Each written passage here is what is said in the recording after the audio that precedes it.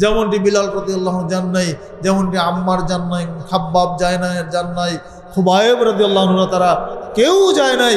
নির্যাতন ভোগ করেছেন, কিন্তু তারা ইসলামের পথ থেকে, তৌহিদের এই রাজপথ থেকে তারা কেউ দূরে সরে যান নাই।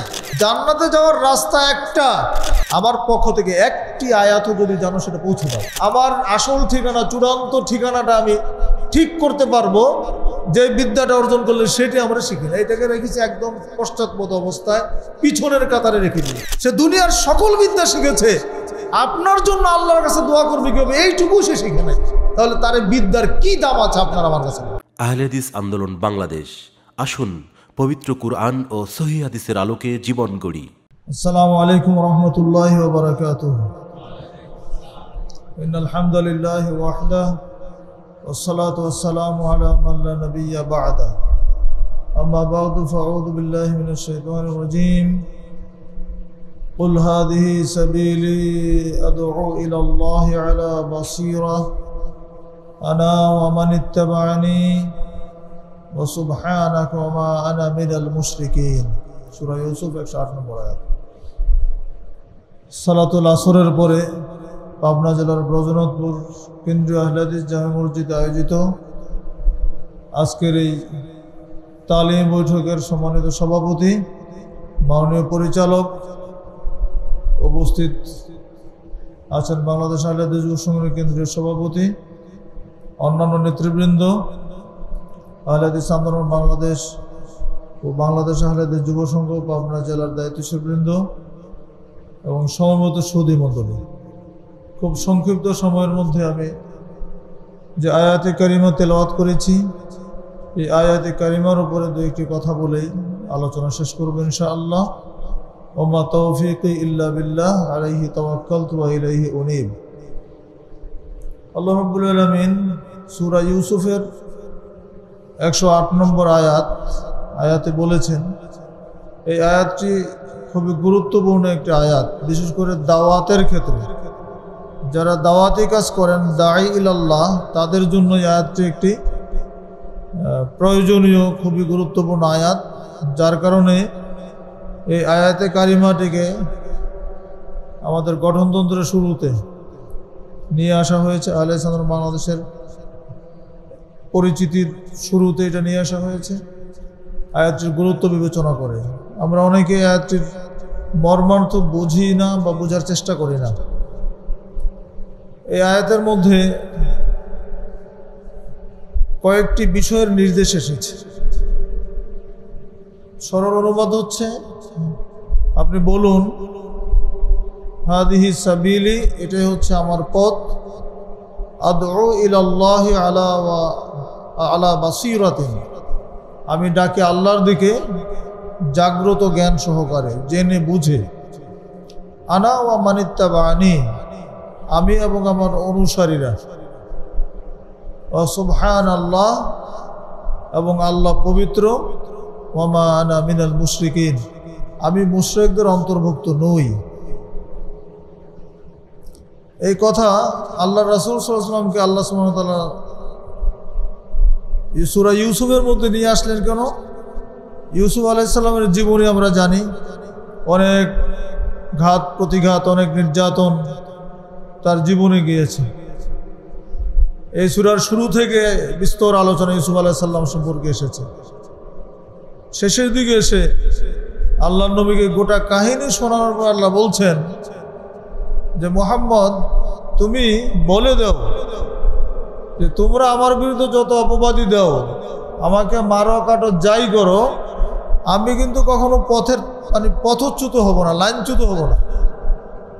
এটাই হচ্ছে আমার পথ। হাদিহি সাবিলি, তাকিদের সাথে বলা হচ্ছে।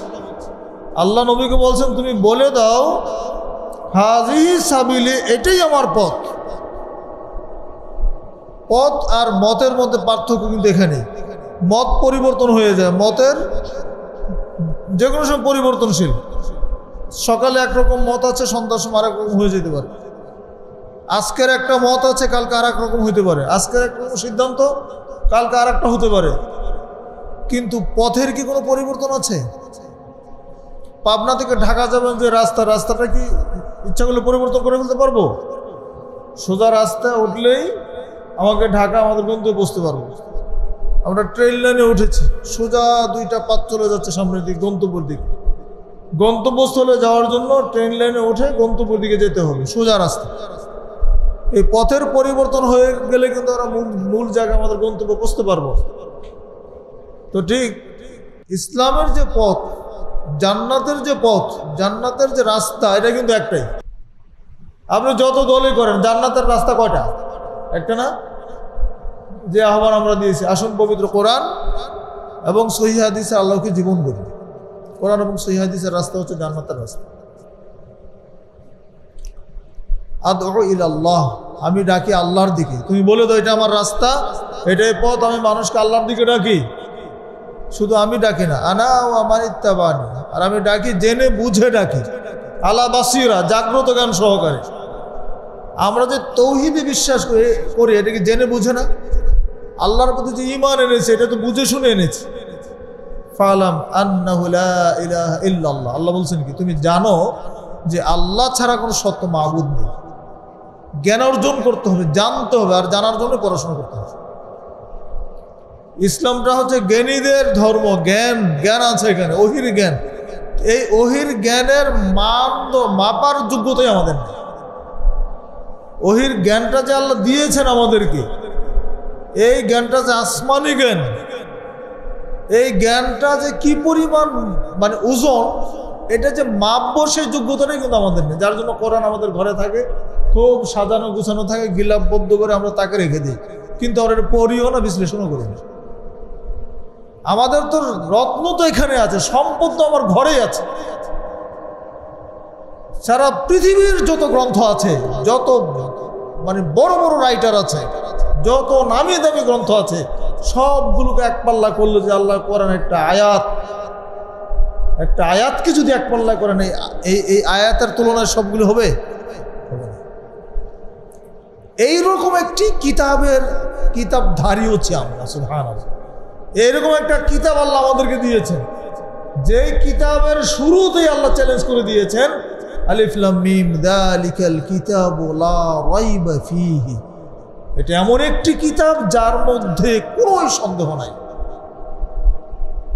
পৃথিবীর কোন গ্রন্থকার কি বলেছেন গ্রন্থ লেখার পরে ভূমিকার মধ্যে বলতে পারছেন যে আমার এই গ্রন্থের মধ্যে কোনো ভুল নাই? সবাই কিন্তু লিখে দেন যে এর মধ্যে ভুল ত্রুটি থাকবে, আছে, সংশোধন করে দিলে আমরা কৃতজ্ঞতা স্বীকার করব বা কৃতজ্ঞতা পাশে আবদ্ধ থাকিব, এরকম করে লিখে দেন না? কিন্তু অ্যাকসেপ্ট কোরআনুল কারীম, যে কোরআনুল কারীমের মধ্যে আল্লাহ ডিক্লেয়ার করে দিয়েছেন যে এমন একটি কিতাব যার মধ্যে কোনো সন্দেহ নেই। তো সন্দেহ মুক্ত একটি কিতাবের মালিক হচ্ছে আমরা, এটা আল্লাহ শুকরিয়া আদায় করা উচিত না? আলহামদুলিল্লাহ। এই কিতাবটা আমাদের পড়ে দেখতে হবে, এই কিতাবটা অনুধাবন করতে হবে, বুঝতে হবে যে কিতাবের মধ্যে কি আছে। দুনিয়ার সকল বিদ্যায় আমরা শিখি, কিন্তু কোরআনের বিদ্যাটাই শিখি না। দুনিয়ার সব কিছু আমরা অর্জন করি দুনিয়ার স্বার্থে, কিন্তু যেই ইলম অর্জন করলে আমার আখিরাত সুন্দর হবে, যে ইলম অর্জন করলে আমি জান্নাতের দিকে এগিয়ে যেতে পারবো, আমার আসল ঠিকানা, চূড়ান্ত ঠিকানাটা আমি ঠিক করতে পারবো, যে বিদ্যাটা অর্জন করলে সেটি আমরা শিখি না। এটাকে রেখেছি একদম পশ্চাৎপদ অবস্থায়, পিছনের কাতারে রেখে দিয়েছি। উচিত না, মুসলমানদের উচিত না। মুসলমানদের উচিত কোরআনের জ্ঞানকে অগ্রাধিকার দেওয়া। ছেলে মেয়েকে আগে আলেম বানাতে হবে, তারপরে দুনিয়ার অন্য বিদ্যা শিখান। আগে স্কুলে দিবেন কোন, আগে মাদ্রাসায় পড়ান। মাদ্রাসা তার ফাউন্ডেশন তৈরি হোক, ইলমি ফাউন্ডেশনটা তৈরি হবে, হওয়ার পরে সে ডাক্তার হবে, ইঞ্জিনিয়ার হবে, ব্যারিস্টার হবে, যা পারে হোক, সমস্যা নেই। তাইলে হয়ে কি জানেন, এই ছেলেটা যত বড় কিছু শিক্ষিত হোক, কিন্তু তার ভিতরে কোরআনের ইলমটা থাকবে, কোরআন তিলাওয়াত করবে সহিভাবে, দোয়া কালামগুলো সব পড়বে, পিতামাতার জন্য দোয়া করতে পারবে, বাপ মার জানাজা আদায় করতে পারবে। তো ভাড়াটে মৌলবি নিয়ে আসতে হবে না। কিন্তু আমরা তো মানে শুরুতে আমাদের গলত, আমরা আমাদের সন্তানদেরকে ইংলিশ মিডিয়াম স্কুলে দেই, ইংরেজি শিক্ষিত বানানোর চেষ্টা করি, বিশ্ব জয় করবে কীভাবে সেই চিন্তা করি। ফলে তার যেখানে জয়ের যে টার্গেট, জান্নাতে যাওয়ার যে টার্গেট, এটাই মিস হয়ে যায়। দুনিয়ার সব কিছু হয়, ওই ছেলে তার বাবের জন্য রব্বির হামহুমা কামা রাব্বায়ানি সগীরা এই দোয়াটাই পড়তে জানে। তাহলে আপনি দেখেন একজন পিতা হিসেবে কত বড় ব্যর্থ পিতা যে আপনি আপনার সন্তানকে এইটুকু শেখাতে পারেন নাই যে সে আপনার জন্য দোয়া করবে। সে দুনিয়ার সকল বিদ্যা শিখেছে, আপনার জন্য আল্লাহর কাছে দোয়া করবে কি হবে এইটুকু সে শিখে নাই। তাহলে তার বিদ্যার কি দাম আছে আপনার আমার কাছে? এই জন্য জ্ঞান অর্জনের ক্ষেত্রে আমাদের অবশ্যই আগেই বাছাই করতে হবে আমার কোন জ্ঞান অর্জনটা করা উচিত। বন্ধুরা আমার, পথ আল্লাহ আমাদেরকে দিয়ে দিয়েছে, এই পথের কোনো পরিবর্তন নাই। হাজারটা পথ আছে পৃথিবীতে, কিন্তু জান্নাতের পথ কিন্তু একটাই। ওয়া আন্না হাযা সিরাতি মুস্তাকিমান ফাত্তাবিউহু ওয়া লা তাত্তাবিউস সুবুলা ফাতাফাররাকা বিকুম আন সাবিলিহি। রাসূল করিম সাল্লাল্লাহু আলাইহি ওয়াসাল্লাম সাহাবীদের সামনে সোজা রাস্তার একটা দাগ টেনে, ডানে বামে আরো কিছু দাগ রেখা টেনে তিনি সোজা রাস্তার উপরে আঙ্গুল দেখিয়ে আঙ্গুল রেখে এই আয়াতে কারিমা পড়েছিলেন, ওয়া আন্না হাযা সিরাতি মুস্তাকিমা। সাহাবারা দেখো এটাই হচ্ছে সিরাতে মুস্তাকিম, ফাত্তাবিউহু, এই পথেরই তোমরা অনুসরণ করবে, জান্নাতের এই রাস্তারই তোমরা অনুসরণ করবে। ওয়া লা তাত্তাবিউস সুবুল, ডানে বামে যে রাস্তাগুলো আছে এইগুলো কিন্তু পথ। হাদিসে আসছে ওয়া খাত্তা খুতুতান আন ইয়ামিনিহি ওয়া খাত্তা খুতুতান আন শিমালিহি।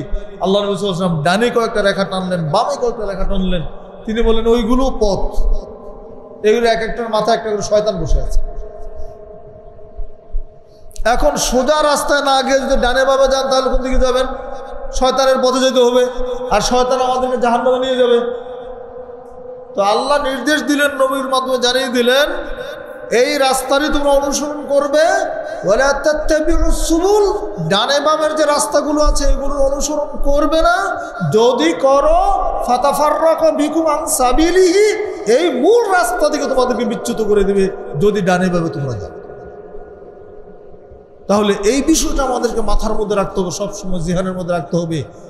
যা রাস্তা কিন্তু একটা, জান্নাতে যাওয়ার রাস্তা একটা, পবিত্র কোরআন এবং সহিহ হাদিস। সহিহ হাদিসের মধ্যে দুই রকম আমল থাকলে দুই রকম করবেন। হাজারটা সহিহ হাদিসের মধ্যে যদি একটা আমল থাকে আর তার বিপরীতে যদি একটা সহিহ হাদিস থাকে, ওই সহিহ হাদিসের আমলটা আপনাকে আমাকে করতে হবে যদি আমরা জান্নাতে যেতে চাই। পথের কোনো পরিবর্তন নাই, কিয়ামত পর্যন্ত জান্নাতের রাস্তা একটাই থাকবে, এটার কোনো পরিবর্তন হবে না। আর কি করতে হবে? আল্লাহর দিকে এই সোজার যে রাস্তাটা, জান্নাতের যে পথ, এটা কার পথ? আল্লাহর পথ। আল্লাহর দিকে যাওয়া, আদউ ইলাল্লাহ, আমি ডাকি আল্লাহর দিকে। আনা ওয়া মান ইত্তাবাআনি, নবী বলছেন আমি ডাকি, আমার অনুসারীরাও ডাকে। আমরা নবীর অনুসারী না? তাহলে এই দায়িত্ব তো আমাদের উপরও আছে, আছে না? বাল্লিগু আন্নী ওয়ালাউ আয়াহ, রাসূল করিম সাল্লাল্লাহু আলাইহি ওয়াসাল্লাম বলছেন আমার পক্ষ থেকে একটি আয়াতও যদি জানো সেটা পৌঁছে দাও। রাসূল সাল্লাল্লাহু আলাইহি ওয়াসাল্লাম দাওয়াতের দায়িত্বটা আমাদেরকে দিয়েছেন, দাওয়াতের দায়িত্ব দিয়েছেন যে তোমরা দাওয়াতি কাজ করো। এটা রাসূলের পক্ষ থেকে আমাদের, এটা তার আদেশ, তার নির্দেশ, দাওয়াতি কাজ করতে হবে। আল্লাহ কোরআন মাজিদে বলেছেন দাওয়াতি কাজের কথা, বিভিন্ন আয়াতের মধ্যে এসেছে। সূরা আলে ইমরানের 103 নম্বর আয়াত, 104 নম্বর আয়াত, 110 নম্বর আয়াত, এগুলো পড়ে দেখেন। দাওয়াত, দায়ীদের মর্যাদার কথা বলা হয়েছে।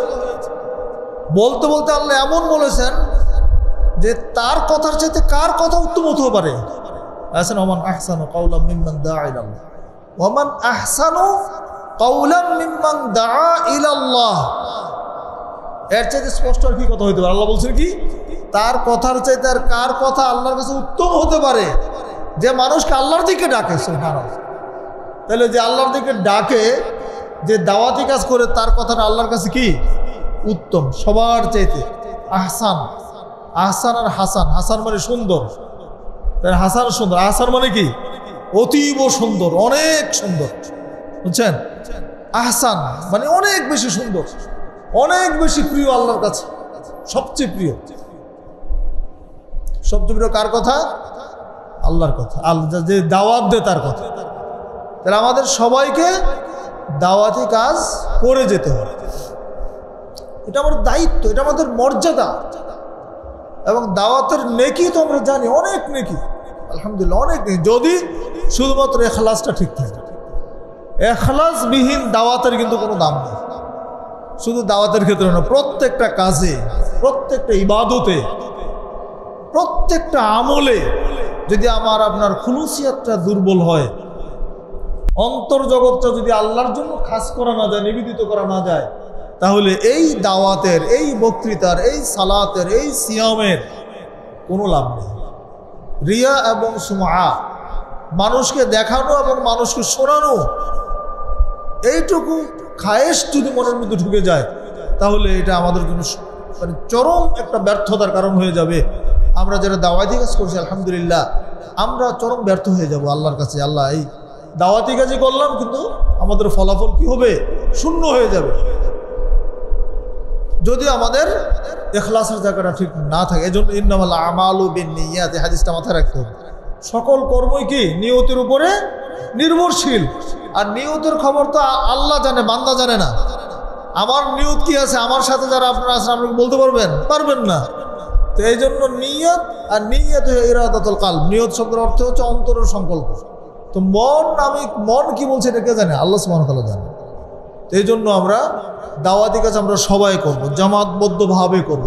একাকীও দাওয়াতি কাজ করা যায়, কিন্তু ফলপ্রসূ হয় কোনটা? জামাতবদ্ধভাবে করা। রাসূলুল্লাহ সাল্লাল্লাহু আলাইহি ওয়াসাল্লাম জামাতবদ্ধভাবে দাওয়াতি কাজ করেছেন। কোনো এলাকায় যখন কোনো দাওয়াতি মানে টিম পাঠাতেন, সেখানেও তিনি একজনকে আমির করে পাঠাতেন, একজনকে তাদের মধ্যে প্রধান করতেন, আমির করতেন, বাকিদেরকে মামুর করতেন।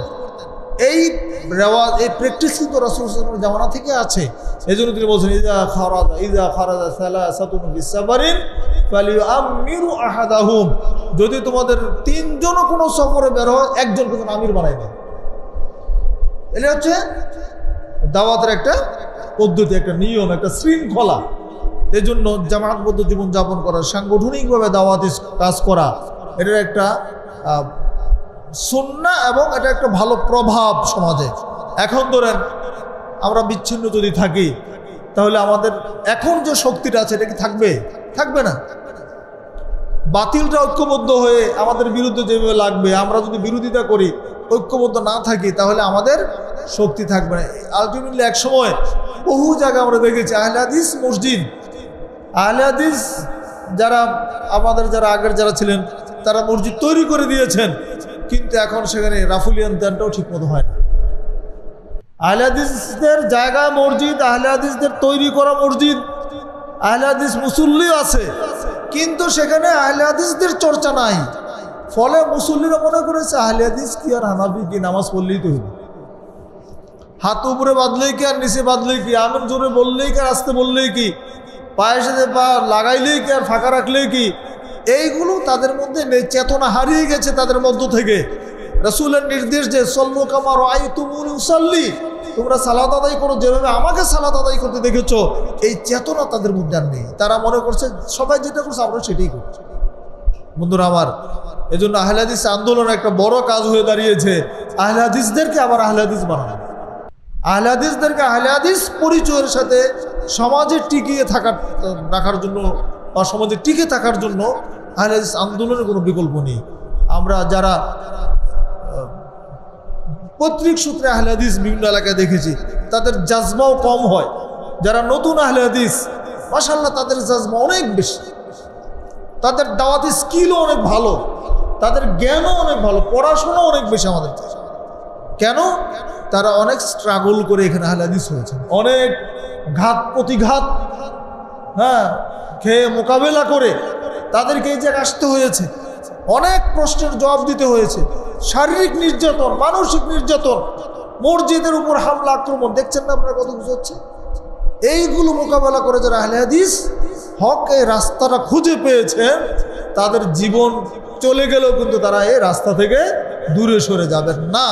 যেমনটি বিলাল রাদিয়াল্লাহু আনহু যান নাই, যেমনটি আম্মার যান নাই, খাব্বাব যায় না যান নাই, খুবাইব রাদিয়াল্লাহু আনহু তারা কেউ যায় নাই, নির্যাতন ভোগ করেছেন, কিন্তু তারা ইসলামের পথ থেকে, তৌহিদের এই রাজপথ থেকে তারা কেউ দূরে সরে যান নাই। এই জন্য আমাদেরকে কি করতে হবে? আয়াতের আলোকে আল্লাহর দিকে দাওয়াতি কাজ করতে হবে এবং জামাতবদ্ধভাবে করতে হবে। আর সর্বশেষ নির্দেশনা হচ্ছে ওমা আনা মিনাল মুশরিকিন।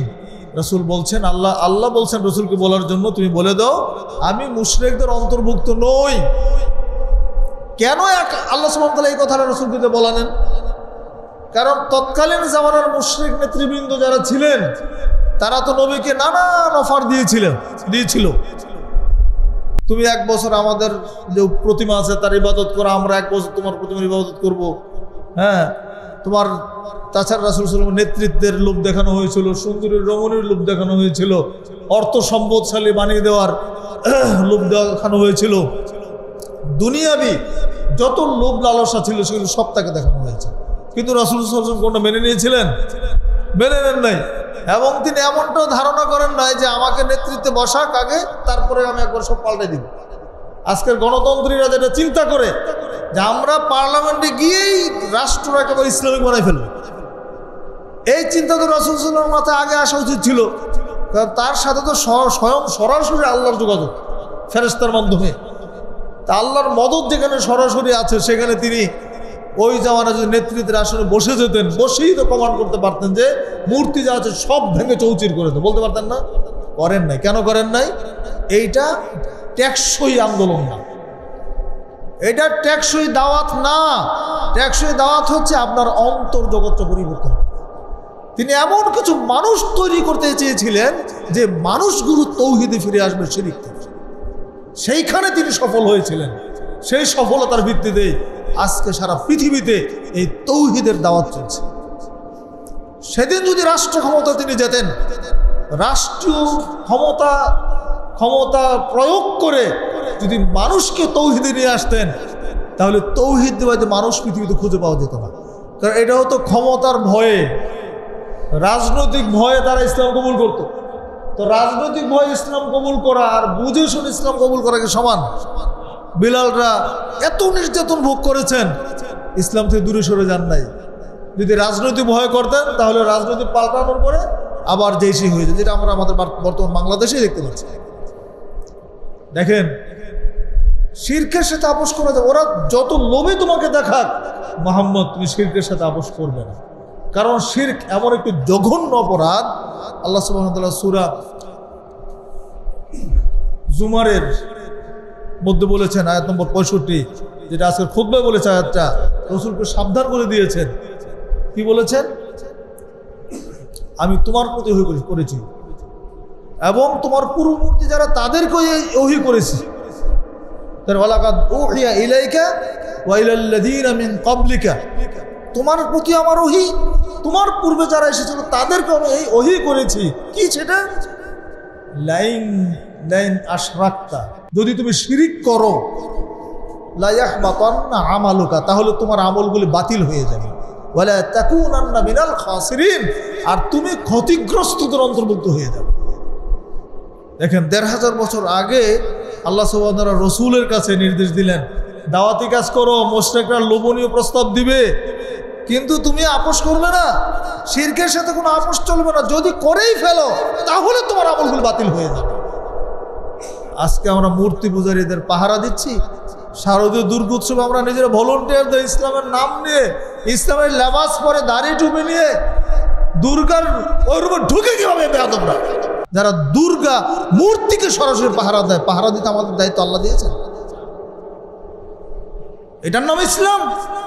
এই ইসলাম দিয়ে আমরা রাষ্ট্র ক্ষমতাকে ইসলাম কায়েম করে ফেলব। ইসলাম কায়েম হবে না, শিরক কায়েম হবে, জগা খিচুড়ি একটা ইসলাম হবে। বন্ধুরা আমার, আহলে হাদিসদেরকে এই বিষয়গুলো বুঝতে হবে। ইসলাম আপোষকামী কোনো ধর্ম না, ইসলাম আপোষহীন ধর্ম। আকীদার ক্ষেত্রে আপোষ চলবে না কারোর সাথে, কিন্তু আচরণ সুন্দর হবে। হিন্দু ভাইরা আমাদের ভাই, আদম সন্তান হিসেবে ভাই, তাই না? তারা তাদের ধর্ম পালন তারা করতেছে, করুক। আমরা সেটা করতে নিষেধও করতে যাবো না তাদের সাথে। দাওয়াতি কাজ যতটুকু তারা আমরা হয়তো করবো, তাদের উদ্দেশ্যে কথা বলবো, কিন্তু তাদের ওটা পাহারা দিতে যাওয়ার আমাদের দরকার নাই, বন্ধ করতে যাওয়ার আমাদের দরকার নাই। লাকুম দিনুকুম ওয়ালিয়া দিন, তোমাদের দিন তোমাদের কাছে, তুমি করো, জবাব তোমরা দিবা। এর মানে এই নয় যে তাদের সেফটি সিকিউরিটির জন্য আমাকে গিয়ে একবার ভলেন্টিয়ারি করতে হবে ওখানে, এটাকে আল্লাহ বলে দিচ্ছে নাকি? তাহলে কিভাবে আল্লাহর কাছে আমরা জবাব দিব বন্ধুরা আমার? তো এইগুলো থেকে আমাদের পরহেজ করতে হবে। তাহলে এই আয়াতটা, যে আয়াতটা আমরা উল্লেখ করলাম, এটা হচ্ছে আহলে হাদিস আন্দোলনের কর্মীদের একটা মৌলিক আয়াত, দাঈ ইলাল্লাহ যারা, তাদের একটা মৌলিক আয়াত। এই আয়াতের শিক্ষাগুলো আমরা মনে রাখার চেষ্টা করবো ইনশাআল্লাহ। তাহলে আমরা আজকের মতো আর আলোচনা দীর্ঘায়িত করছি না। আল্লাহ রাব্বুল আলামিনের কাছে এটাই প্রার্থনা করব, আমরা যেন আমাদের আমৃত্যু আমরা যেন হকের উপরে দৃঢ় থাকতে পারি, অবিচল থাকতে পারি। আমিন। যত বাধা বিপত্তি আমাদের সামনে আসুক, আমরা যেন আমাদের ইমানের জন্য কোনো নুকসানিয়ত না ঘটে, আল্লাহ যেন আমাদেরকে হেফাজত করেন, এই প্রার্থনা আল্লাহ সুবহানাহু ওয়া তাআলার কাছে করে আপনাদের সবাইকে আবার আন্তরিক মোবারকবাদ জানিয়ে, আজকের এই আয়োজনে উপস্থিত হওয়ার জন্য ধন্যবাদ জানিয়ে আমি আমার সংক্ষিপ্ত আলোচনা এখানে শেষ করছি। তো আখিরি দাওয়ানা আলহামদুলিল্লাহি রাব্বিল আলামিন। আসসালামু আলাইকুম ওয়া রাহমাতুল্লাহি ওয়া বারাকাতুহু।